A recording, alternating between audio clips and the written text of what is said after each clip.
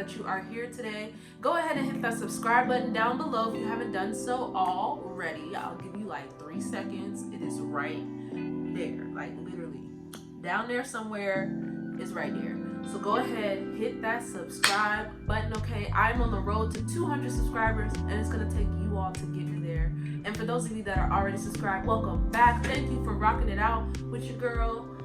My dog is tripping right now. He's in the room with me, so if you hear some scratching or some banging going on, it's just him. And also follow me on Instagram if you haven't done so already at Sincerely Ray Ray. I have it posted here on the screen. And today, girl, today we getting into at least my top 5 favorite oils that I like to use on my natural hair. I am a type 4, 4B, 4A natural. I'm not gonna say 4C because y'all gonna be like, you're not 4C, so I don't want to get attacked like that.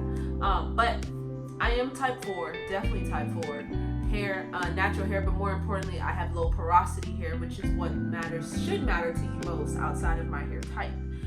So I'm going to go over the oils that I love to use that not only replenish and make my hair feel moisturized, but also can be lightweight and not weigh down too much on my hair. So let's go ahead and get into this. I have my laptop right here. Yes, my girl made a cameo.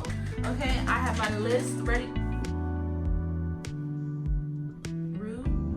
Rude.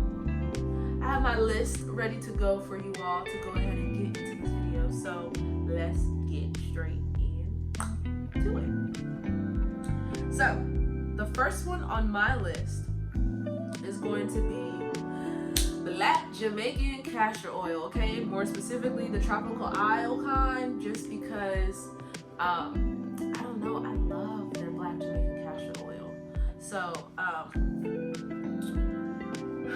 we're gonna get into some benefits. So, Black Jamaican castor oil basically has its reputation for growing damaged edges and bringing thinning hair back to life. So, basically, it is the perfect oil for hair growth outside of like rose hip, rosemary. I think I got that wrong. Don't listen to me there. Let's just focus on this. I'm thinking about my wild growth hair oil. What is in that? But I think it's like rosemary oil in that. Whatever. Anyways, Black Jamaican castor oil, huge benefit for hair growth, okay? And it is true. If you are missing those edges, or if they keep sliding away and they can't seem to stay with the program, Black Jamaican castor oil will be your best friend, ladies, because it is not only moisturizing and helps hold in moisture, but it helps your hair to grow and thicken it. So, the hair oil itself is super thick. For any of you who have not used Black Jamaican castor oil, it is super thick, but it is super awesome for your hair, and it will give your hair all the nutrients it needs to grow and thicken up. So that's my number 1. My next oil on the list will be jojoba oil. Jojoba oil is so like, it's like perfect. It's like the perfect balance of like thick oil and thin oil. Like it's right there in between for me. And it absorbs into your hair so easily. And I don't know if that's because I'm low porosity, but it's almost like Black Jamaican castor oil, except it just melts perfectly into your hair. And not only does it do that, but it also provides I wish I could see what my dog is doing. It also provides healing properties for the scalp, and it also replenishes what shampoos typically strip out of your hair. So it in a sense, it almost like rebalances the natural oils combined with this oil that your hair usually produces.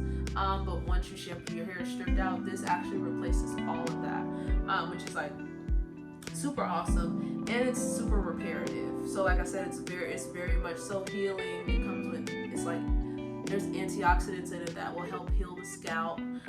So it's really good for that.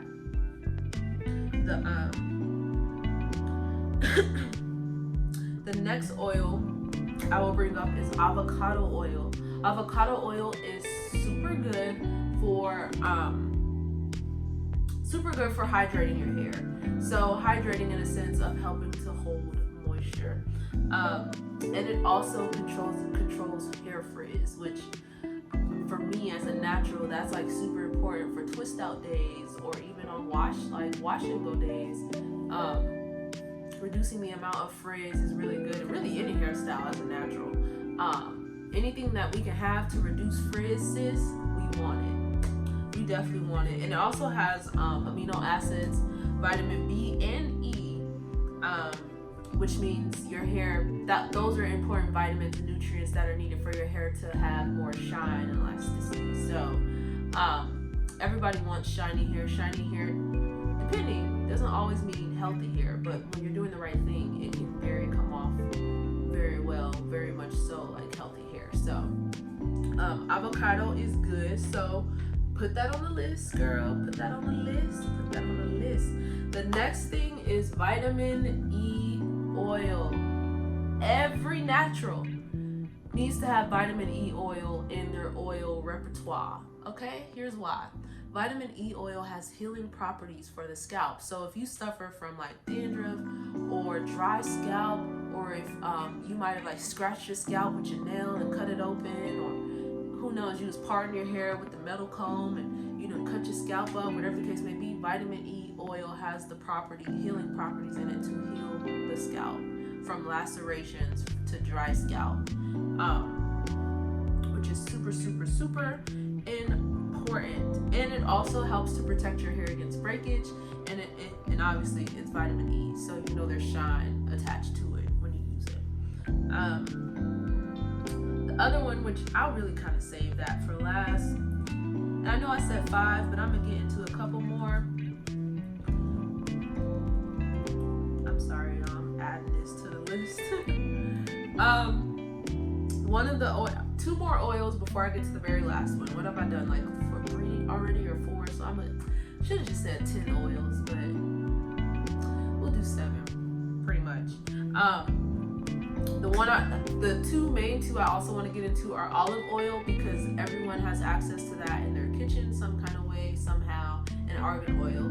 But for one, olive oil contains anti-inflammatory properties that helps repair the scalp as well, and to help prevent dandruff. So if you are suffering from a lot of dandruff and flakes, olive oil and vitamin E oil are the way to go. They're very similar. They're almost like cousins, pretty much. And olive oil, now the difference between vitamin E and olive oil is that vitamin E doesn't necessarily promote hair growth per se, but olive oil does. So it's almost like the better cousin to vitamin E oil. So I definitely love olive oil. And then my all-time favorite outside of Jamaican black castor oil is argan oil. And I don't know why, but my hair loves argan oil, okay? Literally, it makes my hair feel really soft, very moisturized. I love how it feels in my hair. It like melts in to my hair, and it basically soothes dry hair. It is super important for, if you have dry hair, or if you get itchy scalp, it's super good for that. Or even just trying to improve your hair's elasticity, it is good for that. So it also helps minimize its frizz and promote shine. So argan oil is like my second baby. It goes Jamaican black castor oil, argan oil, olive oil, jojoba oil, and vitamin E. Well, actually, let me do this list all over again. It goes black Jamaican castor oil, argan oil, olive oil, vitamin E, jojoba oil, and then I guess that's kind of 5. No. So my last one will be, which we all know, is wild growth hair oil. If you are a natural and you looking for your hair to grow outside of all these other awesome oils, wild growth hair oil, sis, is what you need. Okay, here's why. Because it grows your hair. I mean, that's literally in the title, wild growth hair oil. Wild growth hair oil. And it comes with different types of oils. So basically it is one oil concoction of different types of oils that essentially make your hair grow. Hence the smelly smell with it. I typically try to incorporate that into my moisture routine throughout the week. So I usually put it on my hair at least 2 to 3 times a week. Definitely have seen results. Even from when I've cut my hair previously in the past and it's grown back, I use Wild Growth hair oil. But it is super good for your hair. The only thing is, it just stinks. It stinks a little bit, so I try not to go too heavy with it. But typically when I am wearing wigs or braids, girl, I be going in between my parts, okay? You can't tell me nothing. You can't tell me nothing. So, Wild Growth hair oil. But yeah, I mean, typically, you know, you figure out what oil works for your hair. You definitely have to pay attention to your hair to understand what oil your hair likes. I typically incorporate all of these into my hot oil routine. I actually mix all of these oils together, yes, including the Wild Growth hair oil, and I incorporate that into my hot oil routine. I typically try to do a hot oil routine every other deep condition. Huge day, so typically that might be like once or twice a month I'm doing a hot oil treatment, and in the winter months I'm definitely doing it more often because of how dry the air is outside. Typically in the summer I don't really do them too often because it's already humid outside, and my hair I'm already doing the moisture routine, so it should be pretty good with retaining moisture. And I'm definitely doing that multiple times throughout the week, but typically when it's colder I do more hot oil treatments. But yeah, I incorporate all these into my hot oil treatments, and girl, by the time I rinse that oil out, girl, it be so soft, like smooth as a baby's bottom soft. So I definitely encourage you all to check some of these oils out if you haven't done so already. They're super important, super relevant, super key for your hair to grow and to maintain a healthy scalp and hair. A lot of times we look at oils to just be sealants on our moisture days, but certain oils have way more properties to provide nutrients to your hair other than just sealing in whatever you've done for your moisture routine. So does that mean you use oil by itself? No, you definitely do not use oil by itself unless it's for the scalp only. But typically you want to use oil with something else because you want it to absorb into your hair, and some oils absorb easier than others. So that is why you try to incorporate oils into your moisture routine, so that which is why they use oil even too as a sealant during a moisture routine to help lock in that moisture. But essentially oils typically aren't going to just cut it alone when it comes to moisturizing your hair. So that is pretty much all I have for you guys today. I hope you guys enjoyed this video. Thumbs up if you like it, and also comment below some of your favorite oils that you like to use for your natural hair.